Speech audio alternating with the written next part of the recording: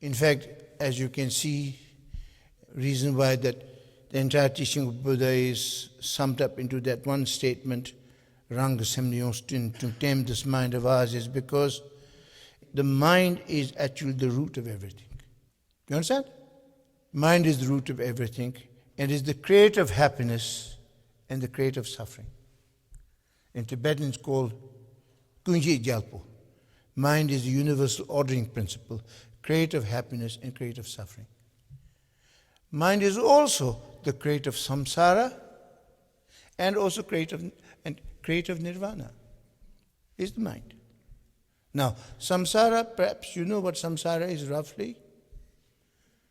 Well, basically, there's a very nice definition of samsara, is that samsara in Tibetan Koa is a cycle of existence of birth, death, characterized by suffering and determined by harmful emotions, our action, the karma. That's samsara. Whereas nirvana is literally the state beyond suffering and sorrow. It is said to be the Buddhahood self. Samsara is, you see, if you say very simply, because of ignorance, negative emotion, negative actions, we just, even though we want happiness, we go for suffering.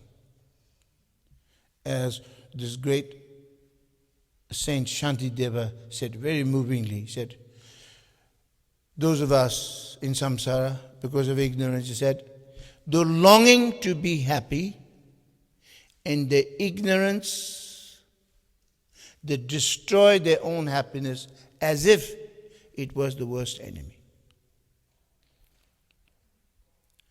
Though they wish to get rid of suffering, yet they rush headlong toward the suffering itself.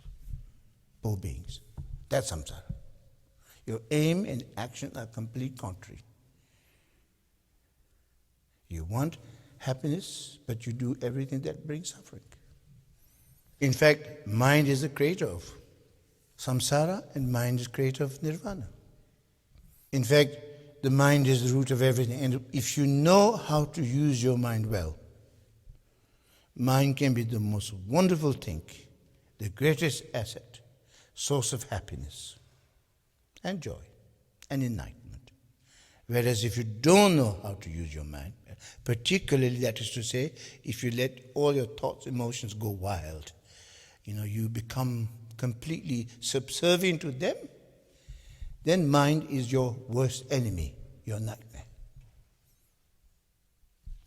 As the poet John Milton said in Paradise Lost, he said, mind is its own place and in itself can make a heaven of hell or hell of heaven. To cut the story short, very simply, because what I try to give is not only a kind of a lecture, but something you can experience, something practical. I think many of you come for something that you can learn, something that you can use. Is that not so? So if we say, okay, if you say mind is created of samsara, mind is created of nirvana, then what aspect of mind brings samsara? What aspect of mind brings nirvana? Now this is according to the great masters of the past, from the great teachings of what's called Mahamudra, and also Dzogpa Chenpo, the teachings of great perfection. The great master used to say that the samsara is mind turned outwardly, lost in its projection. That's samsara. Lost in the stories. Whereas nirvana is mind turned inwardly, recognizing nature. In fact, one great master used to actually introduce nature mind by saying, now my hand is turned outwardly. This is where our mind is normally turned outwardly, lost in its projection. Now, as I turn mind inwardly, bring your mind home. Now, in this, it's important to understand that when you talk about mind, normally we think of mind as thoughts and emotions. We think of that mind as being just that. But actually, that's only the appearance of mind.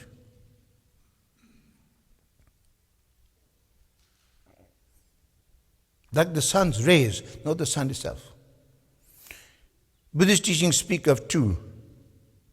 This is the heart of the teaching, is that there's essence of mind, there's appearance of mind. His own Dalai Lama says there's appearance and reality. The essence of mind and appearance of mind. Often we are only lost in the appearance of mind, in that samsara's mind turned outwardly, lost in its projection, thoughts, emotions. In fact, one great master called Rinpoche, he had a wonderful example. He said, it's like keeping the elephant at home, but looking for its footprints in the forest. The elephant is here, you're looking for the elephant, but you're always looking outwardly, lost in the footprints. You got it. You're complete in the wrong direction. It's not there, it's here. That's what the master said. It is not outwardly looking, but inwardly seeing.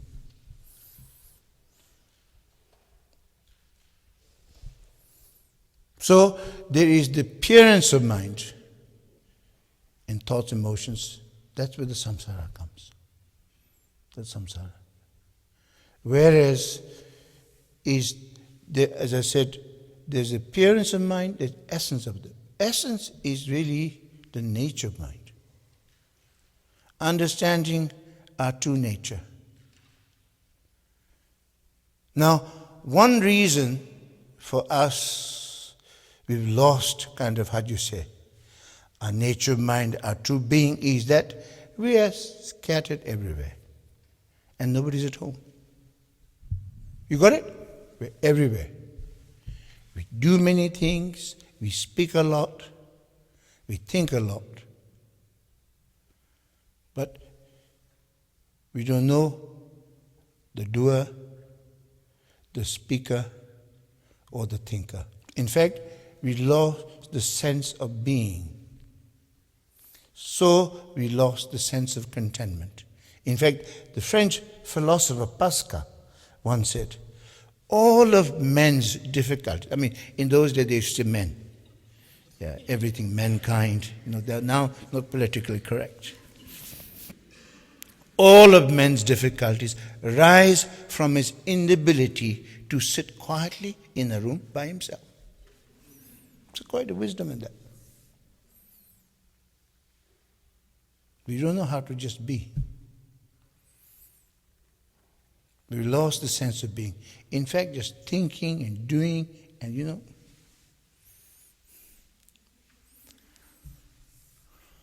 we lost the sense of being.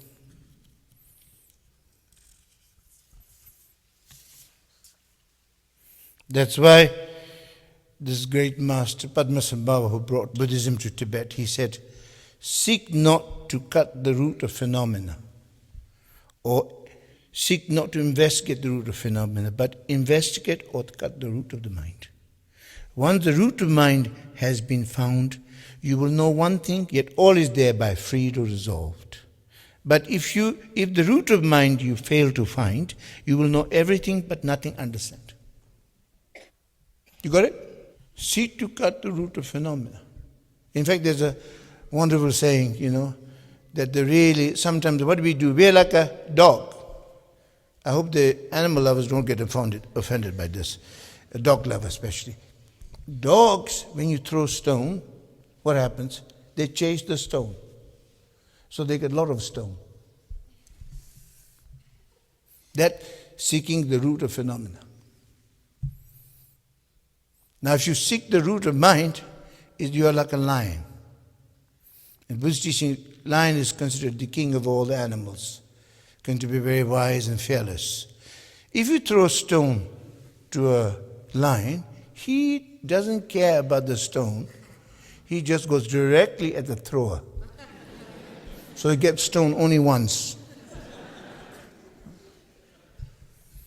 So seek to not cut the root of phenomena, but seek to cut the root of mind. Because I find these are the incredible wisdom of Buddhism, particularly in the Tibetan tradition, really. That's why I have to share. For me personally, these are extremely useful, practical. It's like one medicine for all. like one master key that opens our doors. That's the secret. And once you have that, it's easier. In fact, when you said earlier, when we said, you see, it's the foolish to look for happiness outside themselves, but the wise and learned know all the happiness, cause of happiness within oneself. So when you say that, there's actually a wonderful message there. A very good news. That if you want happiness, it's up to you. You understand? It's up to you. And as regard the mind goes, the mind is, in fact, his own Dalai quotes this often, a great Kadamba master of mind training, compassion. He often used to say, the wonderful thing about the mind is that it can always be transformed. There are many, many incredible accounts. There's one that Tukutuntu mentions also in his book, Healing Power of the Mind, that when he was young, his own tutor, one of the great Kempos, very learned master, great bodhisattva, great compassion master, wonderful being. When he was young, he was raving mad. They should just tie him up. But through training the mind in compassion, was able to overcome this gentle, this kind, this wise, the compassionate master. So, if you look at the life of Milarepa, from a sinner to saint. In fact, his old Dalai Lama often says, when I think of Milarepa, he says, I cry. When I tell the story of Milarepa to others, I still cry. Because what is amazing about Milarepa is dedication. How through his hard work and his dedication that he was able to accomplish enlightenment in one lifetime. Of that, his own Dalai Lama says, of no doubt. We need inspiration like him. And it's possible. It is up to us. Is that clear? It is up to us to be happy. By working with the mind, by understanding the most important mind. But the trouble with us, you see, is that even though what is good for us, often we don't do. As said by Shantideva, the longing to be happy in their ignorance, they destroy their own happiness as if it were the worst enemy. Though they wish to get rid of suffering, yet they rush headlong toward it. You may say, but I know all these, but how I don't. You need to just remind yourself again and again and again. Often in life, you get strong warnings, messages. And that time you have said to yourself, I must get my act together. Because if you don't take care of yourself, who'll take care of yourself? Nobody can make you happy except yourself. It's up to you. Is that clear? Really, it's up to you. So it's a wonderful message.